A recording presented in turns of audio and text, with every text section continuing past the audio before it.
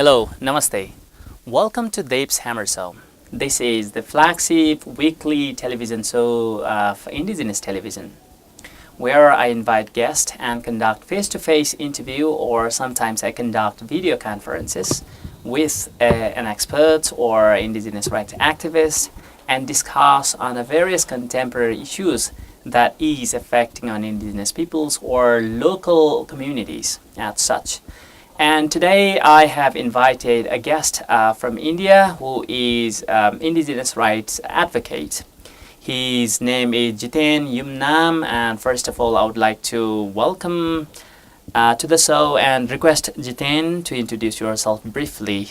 Right, thank you very much, Dave. My name is Jiten Yumnam. I come from a place called Manipur in northeast part of India, and I work extensively on promoting Indigenous people's rights. But when we talk about Indigenous peoples in general, in India it is really difficult, and I guess there is not a legal definition about Indigenous peoples in India, right?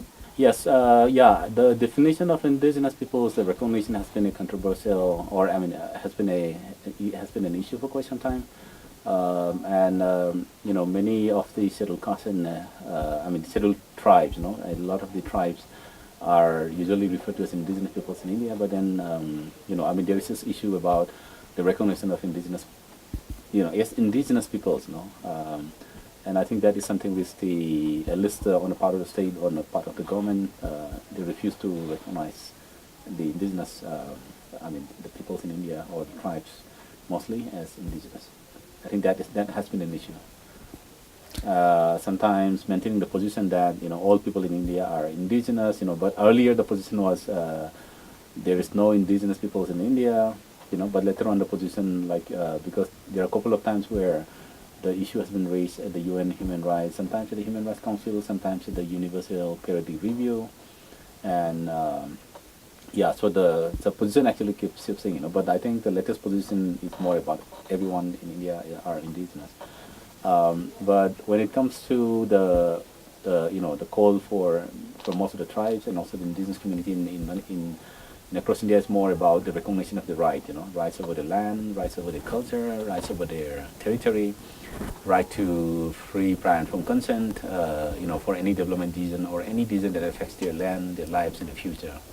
So there's been an effort on the part of the Indigenous communities to promote the recognition of Indigenous people's rights.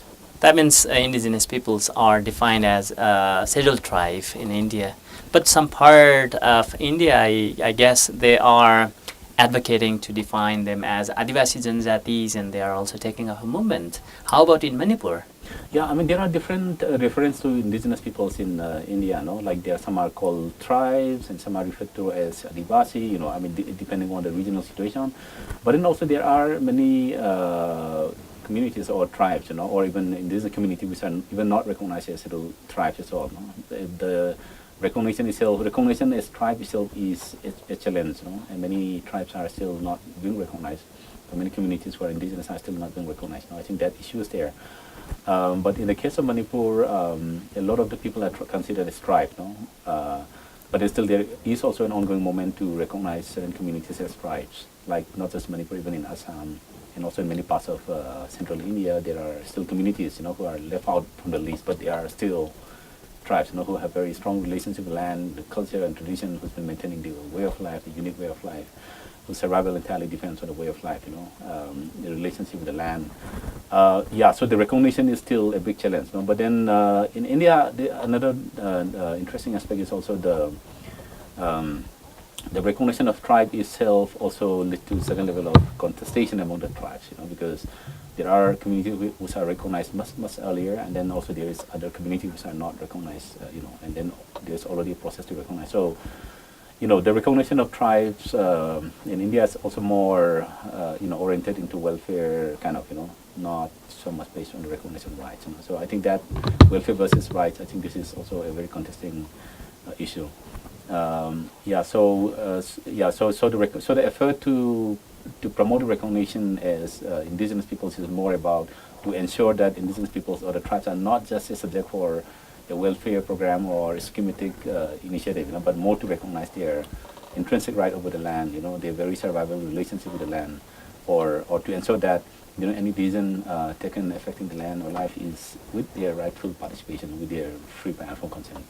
So I think this is something with the recognition of their inherent rights. I think this is the fundamental difference, and I think that's where the current process is, not just in Manipur, but even in Assam or even in central other parts of India. Yeah. So, though India doesn't recognize legally to indigenous peoples as indigenous peoples, but when we had,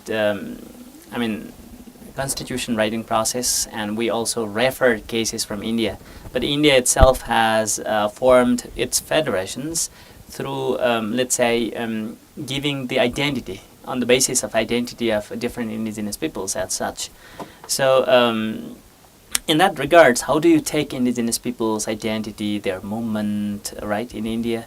Yeah, there are constitutional provisions. The classification of sixth schedule, for example. Sixth schedule is more or less the granting of certain level of autonomy to certain areas. Like in especially northeast part of India, here several tribes have the areas demarcated as sixth schedule, which gives certain level of autonomy or autonomous creation of autonomous district council, for example. So which confers certain level of rights over the land and resources, over the culture or customary practices, for example. So that is there. But then the controversy or the issues again is in terms of the rights again. Do the those tribes which enjoys the autonomous district council, for example, do they really have the right? Especially when it comes to a situation where the land or the resources or they are being targeted. So I think that is targeted for development, other large-scale development projects or unsustainable, projects which have been fast unfolding in our part of the world. So I think that is there, and also because the conflicting legal provisions. Say for example, on the one hand, you have the right under the sixth schedule, autonomous district council, and then other creation of certain level. But then you have other laws, like laws governing mining projects, laws governing oil and exploration, oil and gas exploration, or laws governing forest rights, for example, diversity of forest. So I think that's where, because the ultimate right to divert forest, for example, or the ultimate right to decide how to use the oil or because I think there are, different laws in India, like especially in oil and gas exploration or mining, for example, where the rights are more conferred to the union government. And so I think that's where, and even the clearance mechanism for environment or the forest right, I think it mostly confers with the central government. I think that's that's a gray area, and I think it often also lead to a lot of contestation or conflict, both within the community and also with the larger process. And also, of course, even if there are provisions, say you have the Forest Right Act 2006, which says that the diversity in the forest has to be at least with the consent of the traditional institutions. But I think that is an issue whether it's applied or not. The application itself is a huge challenge, like especially if you see the numerous like hydro projects planned or proposed over the Himalayan part of modest part of India or even northern part. I think the application of the legal provision, like the Forest Right Act, for example, that or even the conduct of environment impact assessment, the public hearing, for example. I think that is an issue. The non-implication, because the existence of the different legal provisions that confers more right to, and that's where, I was referring to the sixth schedule. The question is, when you talk about indigenous people's rights, you have the UN Declaration on Indigenous People's Rights. That sets a very high standard in terms of the recognition of indigenous people's right over the land and resources, the recognition of the indigenous people's self-determined development, something that the community decide on how to use the land and resources, and even the free prior informed consent, the EPIC principle. And I think that is a principle or a process which is often arbitrated. And of course, the political aspect to it in terms of, there's always these political parties having their own, representatives even at the district council or even at the state level. So which means ultimately when it comes to the decision making, there is a lot of influence from, and the question is like whether they are they able to take the right decision on behalf of the people, or the communities. I think that, that limitation is also there. As you said, some part of India, indigenous peoples are enjoying self-determined development. In 2015, I had an opportunity to visit to Northeast India, basically Shillong, where indigenous community or local people, they say to me that the government cannot build a road in their area unless the community give a consent. So I saw that perfect example that local communities or indigenous peoples are exercising the collective land rights there, right? How about in Manipur? Is there, I mean, do a community hold the ownership control over the part of land, or what is the practice? Yes, traditionally it's a community, in this community that holds the collective rights of the land and resources, no? Because and there are also areas where the land, they're still collectively held by the community, but still there are land which are also individualized in terms of the introduction of the land laws, no? And I think that is still there. Yeah, and then like in terms of diversion of the collective land rights, then you have the Hill Area Committee where elicit the consent or the consultation process has to be there in terms of any effort to divert land and resources. I think, but then that process is something which is hardly followed, no? Well, because like in Manipur we talk about, I think was heard the issues of dams coming up, the oil. There are a lot of issues around land and forest diversion, no? And Really? I think, yeah, and in those cases, the reference of the Hill Area Committee, I think that is still, that is not happening. And of course, there are other constitutional provisions with the Village Authority Act. But then there are always a challenge of who controls the Village Authority. So those issues are always there.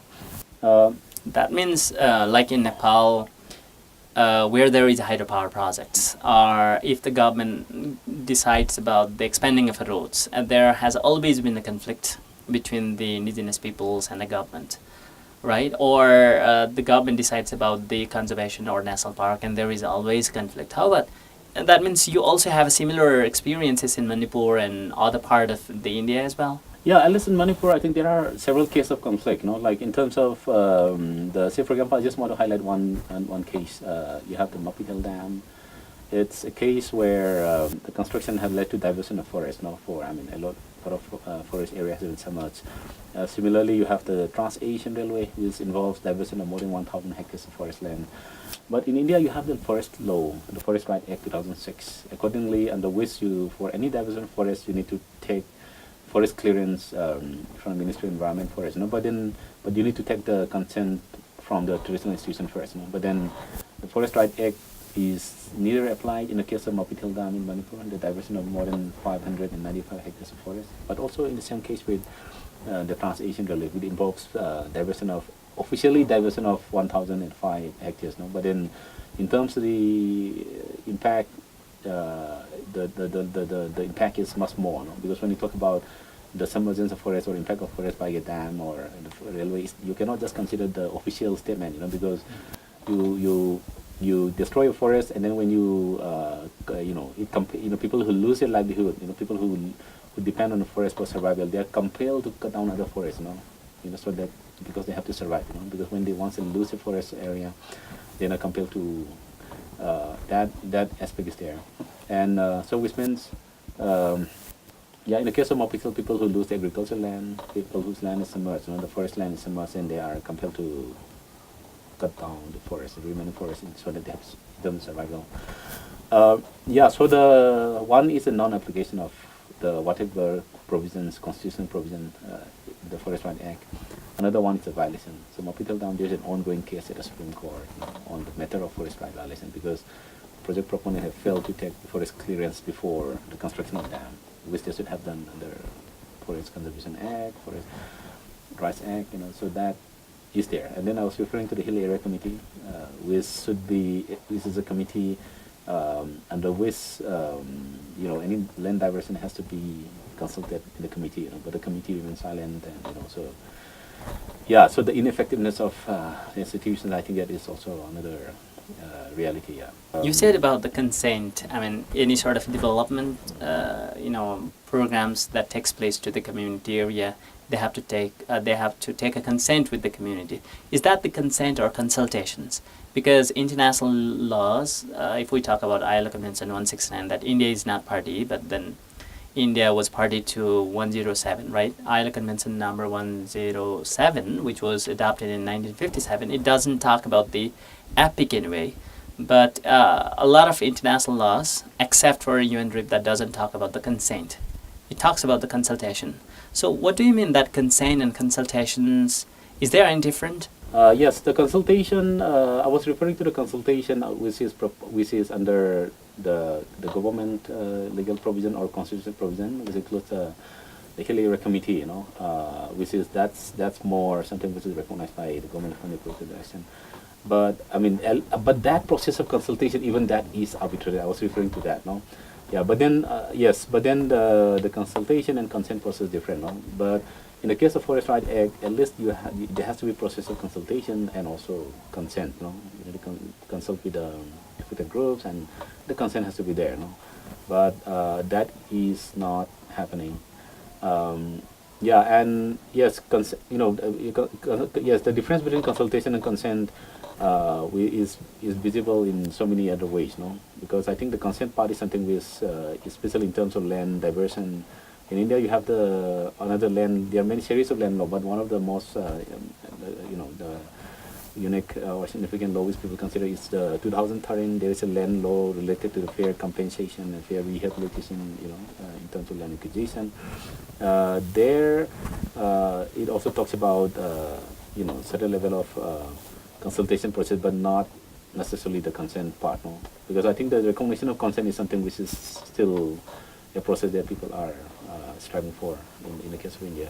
But of course there are other processes of consultation. So for example, whenever there is a project or a development project affecting land and forest, for example, then you have the environment impact assessment notification. There is an EIA notification of 1994, and under which there are a series of amendments. No? And this talks about if government or any company wanted to introduce any large-scale project, then they need to undergo this process called public hearing, where you can invite the community to, but it's the process of consultation. There is no clause where the consent of the community has to be taken. I think that's where the public hearings in Northeast or even other parts, it causes a lot of controversy, because public hearing, the question is, are the public hearings for the particular project, is it to seek the consent or is it just the mere process of consultation? And then this is, and the public hearing process is under environment impact assessment notification, which means the method discussed will be only related to environment, but then the process has been pursued as a public hearing, in the one sense people thought it's a hearing of people, but then it's just a process of consultation whereby, the real process of seeking consent, like in terms of providing the information beforehand, informing in terms of the larger implications, both positive and negative, it has to be there.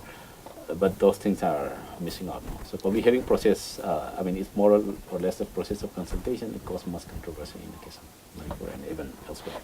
So when we talk about the development projects, basically in the areas, in the land or territories or natural resources of indigenous peoples, basically there has always been a conflict in Nepal, right?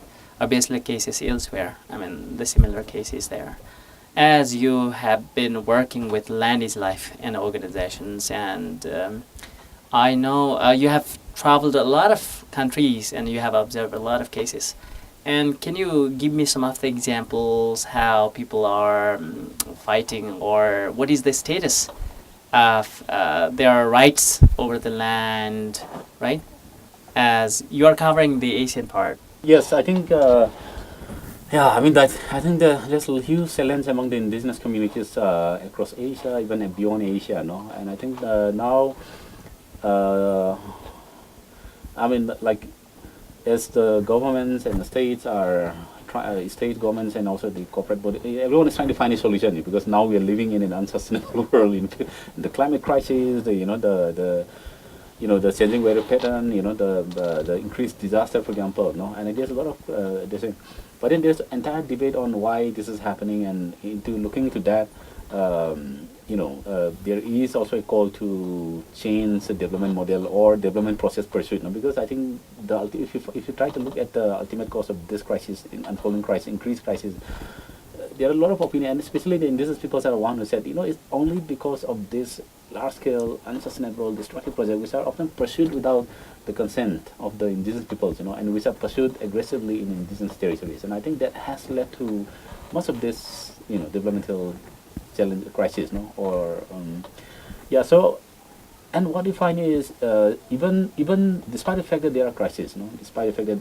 people's land and resources have been increasingly targeted, what we find is there is an increased effort, because I think that pattern of development model still continues, and when you talk about the sustainable development goals, how do you implement sustainable development goals, how do you fight climate change, how do you reverse the pattern of people are still, the decision makers, the powerful economic powerful lobby or the politically powerful countries, they are still pushing for the very development model which has caused this crisis, and the obvious reality and obvious fact is the indigenous peoples are still living in the world's most pristine areas. People with land resources, one of the most beautiful places, one of the most land with unique biodiversity, unique heritage, cultural heritage, natural heritage.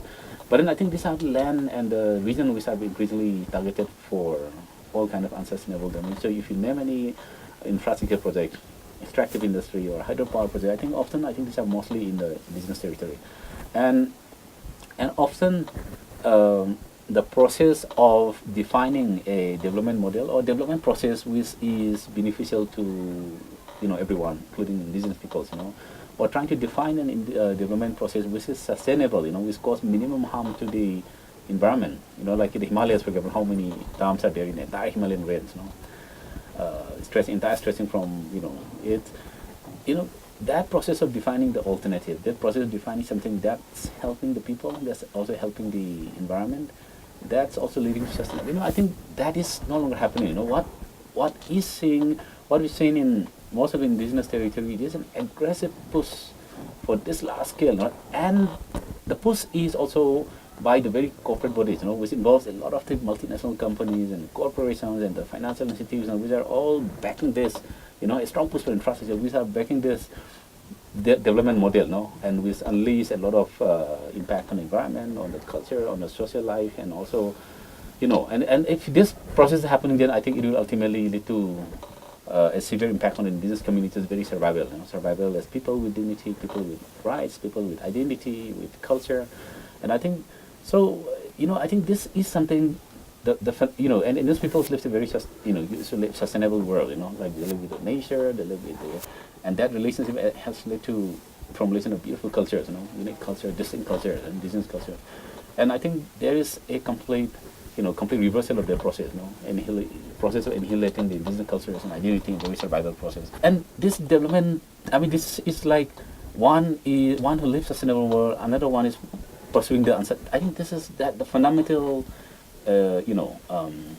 Class of developmental perception and process, and I think this often lead to a lot of conflict, and unfortunately the process is the states and indigenous people has been making effort both at the local level, at the national level, at the international level to ensure the recognition of the rights, but then in terms of recognition of rights, in terms of recognition of the democratic space, for decision making, I think that process is something which is increasingly being curtailed. The space for them to seek alternatives, the space for indigenous peoples to seek their democratic rights, for advancing a more sustainable development. I think this is something which has been conscripted or curtailed, and instead of it, there is also we find a lot of militarism. Like I find in the case of Philippines, for example, and Indonesia, a lot of other places, where the state are becoming more, more militaristic, and then so you find there's a lot of human rights violations, and Nepal is no different, as you have observed in Kokana and road expansion around Kathmandu Valley. Yeah, in Kokana we went, and then we were quite shocked to see, like, in a small area you have 7 big mega projects coming in, and then there are challenges in terms of consultation with the community, and then and I think even countries here which should follow the UN. That's where it's very important to follow the developmental decision making processes. Something that's rooted on human rights, data process development, something that is rooted on recognizing community rights over the land and resources, recognizing the community's right to be part of the development decision making process. Something that can be more sustainable, and something that can also ensure accountability in the development process. No, so like in the case of Kokana, I think the community which are affected by the those large scale 7 or 8 mega projects, I think the communities should be given the right to assert their express opinion. They should be given the right to advance their developmental wish and aspiration, and also to find a way which is acceptable to all, acceptable in a development, acceptable to all, and also even if there has to be the process happening, then the communities have the right to be rehabilitated and also resettled in a way which is acceptable to them again. So there should be not for any forced or undemocratic development process. Yeah. So Jiten, we are almost at the end of the show, and this opportunity I would like to give you this time to give you, if you have to give one line message to the community, to the indigenous community, what that would be, right at last. For the indigenous communities, land is our life. Land is life for many of the indigenous communities. I think and for the indigenous community, I think it's important for them to nurture further, to continue nurture and cherish the beauty and also the relationship with the land. And I think the importance of land should be propagated further to the coming generations, and that importance should also be propagated to the government, to the corporate bodies, to any other development process, developmental stakeholder who are trying to target increasingly the land and resources, and just to, strengthen the message that land is life. It's really important for the intergenerational survival of not just the present generation, but even for the coming generation. Thank you, Jiten, for your esteemed thought and for your important time. Thank you very much. Thank you. I have come to the end of the show. If you have any queries or feedbacks relating to the program, you can reach me at indigenousetelevision@gmail.com. Next week, I will come with a new guest to discuss on new issues. Till then, have a great weekend. Goodbye.